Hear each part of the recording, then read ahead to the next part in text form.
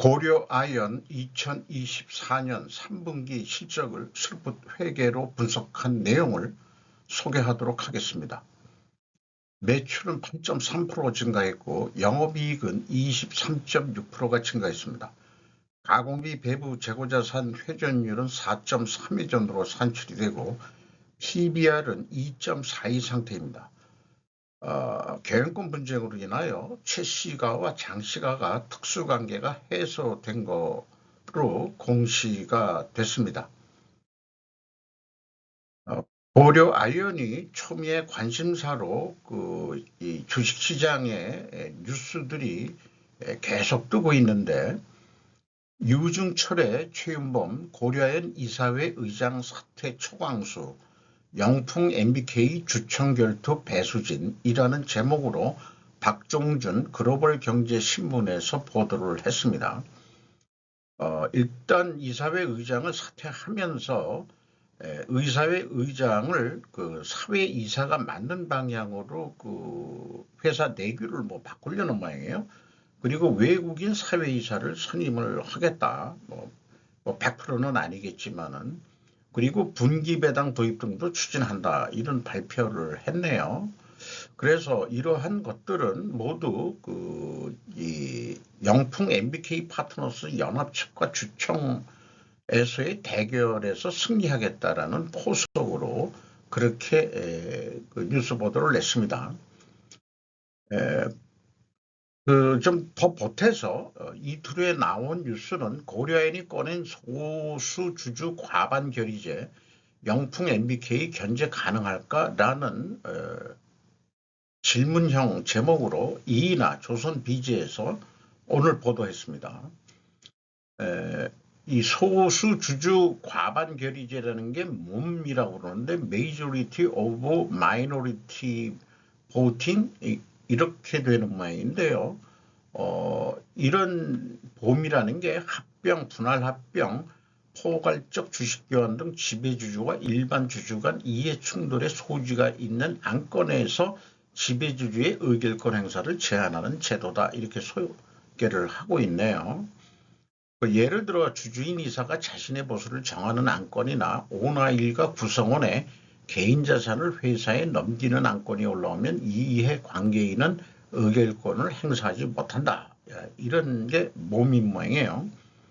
MOM을 통과한 안건은 차후 문제가 생기더라도 이사회가 배임 여부, 이해상충 등의 책임 소지에서 자유로워진다.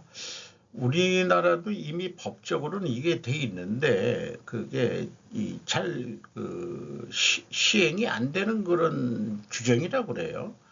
잘 쓰이지 않는 현실을 고려할 때 얼마나 실효성이 있을지 미졌다 이렇게 얘기하고 있습니다. 그래서 이번 이 의사결정은 국민연금 등 기관 투자자의 마음을 얻으려는 의도도 있다 이렇게 분석을 하네요. 왜냐하면 국민연금은 ESG에 따라서 지배구조 개선 등 소액주주 보호 이런 등의 점수를 매겨가지고 이 투자를 한다 이렇게 되어 있으니까 이러한 상황까지 지금 와 있네요. 우선 원가회계 손익으로서 매출이 5조 8천억 원대로서 8.3% 증가했고 가공비 배부 재고 자산은 19.6%가 증가했습니다. 2배 이상 매출 증가율보다 2배 이상 증가하면 이건 바람직하지 않다고 보겠습니다. 영업이익이 6,272억 원으로서 29%가 증가했습니다. 영업이익률 1.7% 증가했고 원가 생산성 0.02포인트 상승했습니다. 이 재고가 높게 증가한 거가 왜 바람직하지 않냐면은 첫째, 돈이 여기 재고에 좀 너무 많이 묶인다는 의미가 되겠습니다. 슬풋 회계로 분석한 결과는 매출에 비례하는 매출 재료비는 4조 2,754억 원으로 6.9% 증가했어요. 매출 증가율보다 낮게 1.4% 낮게 증가했기 때문에 여기서 우리는 원재료 가격이 하락했다라고 1차 추론할 수 있겠습니다. 그리고 그래서 슬풋율은 1%가 상승했고 운영경비는 6.2%가 증가했습니다. 기호의 생산성 1.61로서 0.09포인트 상승했습니다. 슬픈 영업이익은 5,976억 원으로 23.6%가 증가했습니다. 원가회계 영업이익보다 297억 원이 적은 수치입니다. 이것은 가공비 배부 재고 자산이 증가했기 때문입니다. WCAI 가공비 배부 재고 자산이 1,919억 원이 증가한 것이 원가회계 영업이익보다 이익이 슬픈 영업이 적게 나온 원인이 되겠습니다. 요 맨 밑에 나와 있는 대로 그 매출원가에 가산되거나 차감된 재고자산 평가손실 또는 재고자산 평가손실 환입액은 없다. 고려인이 유독 재고자산 평가손실 작업을 하지 않는데 비철금속은 유수명과 관계가 없는 제품으로 재고자산 평가손실 환입 작업을 하지 않는 것은 너무나 상식적이다. 그런데 저는 이 상식이 표준이 되어야 된다고 생각합니다. 예를 들어서 철강 회사들이나 뭐 자동차 회사들 뭐 이런 데도 다 그 평가손실 작업을 하는데 굳이 할 필요가 있냐 이런 생각이 들고요. 식품 등에도 유수명 식품은 예로 할 수는 있긴 있겠어요. 그런데 야채 같은 신성식품 이런 걸 빼놓고는 그 평가손실 작업이 필요하지 않느냐. 만약에 이 유통에 문제가 있다 그러면 폐기 손실밖에 나올 게 없지 않느냐. 저는 그렇게 생각을 합니다. 비용의 성격적 분류 주석 내용을 분석을 해보면은 A 재고자산의 변동이 있고 원재료비와 원재료비니까 이건 사용액일 거고요. 상품의 매입액이라고 표현이 되어 있습니다. 그런데 정작 아까 그 재고자산 명세에 보면은 상품이 없거든요. 그러면은 이게 뭔 의미인지 그냥 습관적으로 하는 그 실무선에서 그렇게 하는 거. 이 왕년에 상품을 좀 핸들링 했었던 모양인데 이런 게 좀 바뀌면은 좀 제대로 좀 표기했으면은 해요. AB를 더한 MC 매출원가 재료비는 6.2% 증가했고 운영경비 6.2% 똑같은 비율로 증가했네요. 운영경비 9,577억 원에서 판매관리비 1,462억 원을 뺀 8,115억 원이 공장 가공비가 되겠는데 총 제조 비용의 15%로서 1.1% 하락했습니다. 상대적으로 재료 비율이 1.1% 상승했습니다. 그래서 여기에서는 우리가 원재료 가격이 상승했다라고 2차 추론이 되겠어요. 근데 1차 추론하고는 모순이 되죠. 이 모순은 어떻게 해소할 수 있는지 진행하면서 좀 얘기를 더 해보도록 하죠. 어쨌든 재고자산 명세에 의한 가공비 배부 재고자산을 이 회사도 똑같이 그 기준을 가져가고 있는 게 가장 표준적인 그 재고자산 변동범위 기준을 가져가고 있습니다. 1단계가 맞으면 PQ 총 제조 비용과 PQ 생산 재료비도 다 일치를 합니다. 세 번째 단계 현금으로 평균 전체 재고자산의 증감액은 현금으로 좀 식으로 읽으면은 현금이 4,517억 원이 나갔으면은 재고가 그만큼 증가해야 되는데 4,485억 원뿐이 증가 안 했어요. 그러면은 31억 원의 현금이 어디로 날아갔느냐? 우리는 이렇게 물어봐야 되는데 이거에 대한 내용을 추적할 단서는 찾지를 못했습니다. 추적할 수가 없었어요. 그리고 상반기 때도 그 작년도나 뭐 이거 일은 그냥 단수 차이고 상반기 때는 거꾸로 2,895억 원이 나갔는데 재고는 또 2,908억 원으로 현물이 더 증가했거든요. 그때는 그 1,013억 5,300만 원이 차이가 나니까 그 이번에 그 3개월 만에 이걸 더하면은 한 44억 원 정도가 그 뭔가 오차가 있는데 도대체 이게 뭔지 이걸 잘 모르겠어요. 원래 그 재고자산 회계 투명한 기업으로 제가 모델 기업으로 삼았는데 이 30억 원대면은 작지 않은 금액입니다. 뭐 회사가 어떻게 그 주석 내용을 아무 뭐 검색을 해봐도 그 뭐 추적할 그 단서를 찾지 못했어요. 운영경비에서 인건비가 퇴직급여 빼고입니다. 1665억 원대로서 17.4%가 증가했고, 직원 수는 그 상반기 직원 수로 그 3분기 직원 수는 표기를 안 해가지고, 어쨌든 인당 평균 임금은 1억 1,800만 원이 돼서 한 17.2% 임금 인상이 되는 것으로 그렇게 보입니다. 운반보급비가 2.4%, 큰 비용 두 가지만 뽑아왔고, 전력비가 전기분해해서 그 재련을 하기 때문에 3.9% 증가했습니다. 경영평가지표로서 가공비 배부 재고자산 회전율이 하락했고요. 수르픈율은 상승했습니다. 역방향이면 분식회계 개연성 가정을 일단 세웁니다. 이자부채 레버리지율이 12.3%나 상승을 했어요.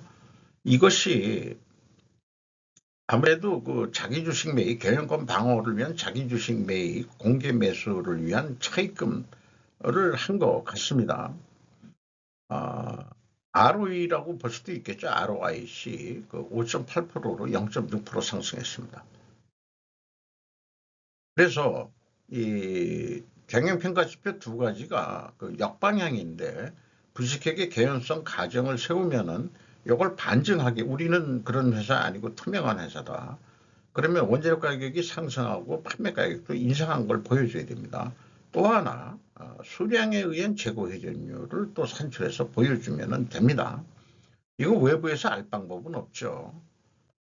고려 아연이 재고자산 변동 범위를 WCAI로 하기 때문에 최종적으로 매출원가 및 영업이익이 합리적이다 이렇게 얘기할 수 있겠습니다.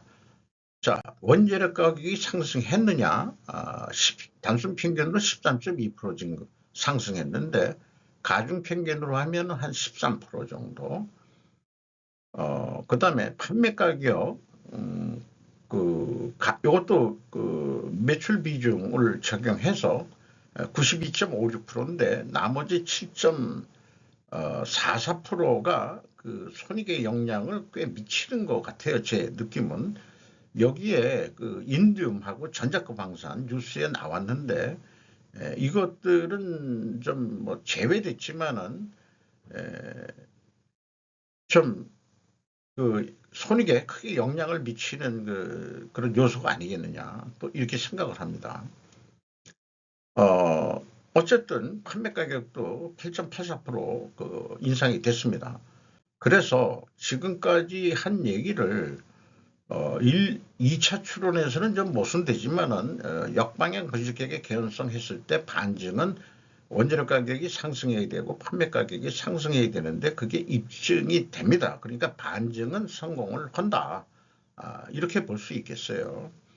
그러면은 여기 그 1, 2차 추론 모순은 또 뭔가 해소해야 되는데 뭐가 있겠냐 그러면은 저도 좀 내막을 압니다만은 아연전광과 연전광에서 그, 그 가격만 있잖아요. 그 안에서 아연하고 납만 뽑아내는 게 아니고 금은을 뽑아내기 때문에 사실은 그 원재료 가격이 낮은 것 같지만은 금은 판매 가격이 높기 때문에 그런 1, 2차에서 모순이 나오는 거 아닌가 그렇게 판단을 해보게 됩니다. 뭐 추론일 수도 있고요. 어쨌든 그러기 때문에 1, 2차 모순이 있는 거 아니냐 이렇게 생각을 해봅니다. 3분기까지 전년도 실적의 80%를 달성했어요. 그러니까 오늘 판매만큼 내일도 팔릴 것이다라는 가정을 세워서 연말까지 7조 2,883억 원 할 것 같습니다. 그 운영경비도 25%뿐이 증가 안 한다고 보고 영업이익도 비례해서 오른다고 봤는데 물론 이제 그 매달 가격 변동이 있을 수도 있겠어요. 또 운영경비가 또 어떻게 좀 더 올라갈지 어떨지는 잘 모르겠습니다만 일단 단순하게 생각해서 그리고 매출 재료비를 기준해서도 똑같은 금액으로 예가를 산출해 볼 수 있겠습니다. 요거를 그 제가 표시했어요. 어떻게 매출액을 산출하는지. 어, 그래서 이 연말 매출 계획이 7조 2,880억 하는 거로 했을 때 746억, 7,466억 원 이익이 나는 거로. 그런데 요거 가지고 좀 안 되지 않느냐. 재고 회전율이 아까 좀 5.8회전 나올 것 같은데 적어도 조금만 더 노력해보자. 6회전. 왜냐, 두 달치 정도. 원래 제조업이면은 가장 바람직한 게 한 달 생산량으로 해서 한 12회전 하는 능력을 키우면은 엄청 더 돈을 벌 것 같은데요. 제 생각에는. 그러면은 한 7조 6천억 해가지고 8,217억 원 영업이익이 날 것이다. 그 매출 예가를 산출하는 것은 재고가 증가했기 때문에 원가회계 영업이익보다 이익이 감소하고요. 판매예가는 원가회계보다 낮게 나오게 되어 있습니다. 참고적으로 그 잉여현금 흐름을 뭐 뽑는데 연간 할 때만 좀 제가 좀 소개를 주로 하는데 시간이 걸려서 어쨌든 그 채권자한테 1조 1,929억 원에 차입을 했습니다. 그래서 레버리지율이 15.6% 크게 이 증가를 했는데 이게 그 자기 주식 공개 매수를 위한 차입금으로 이해가 되고요. 주주잉여 현금으로는 자유현금으로 제가 고쳐 말하고 있는데 요게 그 배당만 아닙니다. 배당하고 그 자기 주식 그 매입 금액도 들어갑니다. 어쨌든 1과 2를 합친 3번이 그 회사 자유현금 흐름인데 5,741억 원이 현금이 유출이 됐다. 그것은 뭐 이 위에 그 자기 주식 매입과 차입 이런 것도 있지만은 제가 봐서는 여기 그 종속기업 투자에 5천억이 투자가 됐죠. 5천억이 나간 거하고 연결이 되고요. 그 다음에 아까 1조 1천억인데, 그거 빌린 거는 한 1조 여기 지금 2천억으로 나오니까 유사하고요. 그리고 또 자기 자금으로 단기금융자산 및 투자자산을 그 처분해가지고 여기 한 8천억, 그 다음에 한 8,800억, 그러면 1조 2천에서 한 8천억 정도를 더하면은 한 2조 뭐 한 5천억 정도 그 자금 확보를 해서 그 자기 주식 매입을 그 했다는 거죠. 이렇게 그 수치적으로도 이건 9월까지니까 좀 저기 그 차익 금액이 더 증가했을 거예요. 10월 달에도. 그리고 그 최대 주주 및 특수관계인 주식 소유 현황이라는 게 있어가지고 당사의 최대 주주 및 그 특수관계인들 중 기업 집단 영풍의 동일인 장영진 및 주식회사 영풍 등 15인이 당사 발행 주식 소유에 있어 최은범 및 영풍정 및 주식회사 등 48인과 자본시장법상 공동 보유 관계에 있지 않음을 입증하여 특별관계를 해소한 바 있다. 이런 얘기예요. 그러니까 경영권을 고려에는 경영권을 장 씨가 가지려고 하면서 너희들하고는 우린 관계없다. 이렇게 이제 선언한 그런 것들을 입증을 그 양풍이 먼저 한 것 같습니다. 그런데 어쨌든 특수관계자가 아니면 5% 이상 지분을 소유하고 있지 않으면 최 씨가는 기업공시 의무에서 제외된다. 따라서 장 씨가가 최 씨가가 얼마나 지분을 소유하고 있는지 주총을 열어봐야 알 수 있을 것이다. 뭐 따로 알아볼 방법도 있긴 있겠지만요. 영풍 MPK가 공개 매수 종료 후도 지속적으로 지금 장내 매수를 통해 지분율을 올리고 있다는 뉴스들이 꽤 나오고 있지만 최 씨가도 가만히 있을 리가 없을 것 같다. 제 생각에는. 뭐 장내 매수 재원이 어디서 나오는 건지 잘 모르겠습니다만 개인적으로도 종전의 특수관계자들이 MOM이 만약에 그 주총에서 시행이 된다면은 특수관계 해소로 소수 지분의 최씨가들은 우호적인 소액주주군으로 당연히 들어가서 이 주식 행사 투표권을 행사하겠죠. 그리고 이 특수관계라는 게 빠지기 때문에 우호지분 소액주주들 그런 분들한테도 좀 협조해 달라고 또 개인 홍보 활동들도 할 수 있을 거 아닌가 그런 생각도 해보고요. 주식 소유 현황을 보면 영풍이 고려한 주식을 25.15% 영풍 명의로 가지고 있는데 그러면 이게 원래 동업이었기 때문에 최씨 지분은 영풍 내에 얼마 있느냐 그러면은 최씨 지분은 17.84% 가지고 있고 장씨네가 52.9% 50% 이상 가지고 있으니까 고려인의 경영권을 영풍이 가져가겠다고 한다면 실질적으로 표대결로서는 안 될 것 같아요. 그런데 이제 그런 게 우려돼서 우호지분 등등 해가지고 현대 한화 이런 데가 우호지분으로 유상증자하면서 이제 들어온 돈을 다시 투자하는 식으로 교환 유상증자식으로 했던 건데 어쨌든 이 영풍이 장씨 계열에 다 의결권이 넘어가니까 25하고 장영씨가 고려인에 또 별도 3.45% 가져가지고 고려인의 영향권 의사결정 영향권은 29%입니다. 그리고 최 씨가 합계를 쭉 해봤는데 15%밖에 되질 않네요. 우호지분이 없으면은 아마 경영권 뺏기길 수도 있는데 이걸 어떻게 지켜내는 선대의 약속이기 때문에 그리고 은근히 최 씨, 아니 장 씨가가 은근히 자기네들 지분을 좀 올린 거로 저는 그렇게 하고 있습니다.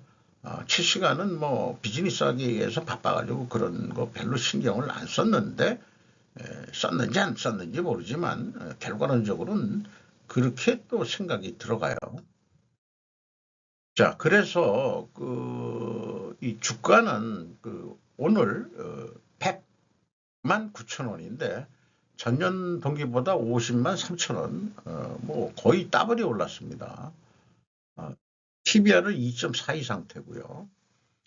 영풍이 26.03%로 되어 있네요. 그 다음에 국민연금이 7.48%, 외국인이 14.02%인데 이 경영권 분쟁이 생길 쯤 한 9월 10일자는 18.23%를 외국인이 가지고 있어요. 그래서 외국 투자기관들은 경영권 분쟁 공개 매수 경쟁에 많은 시세 차익을 실현했을 거로 보인다.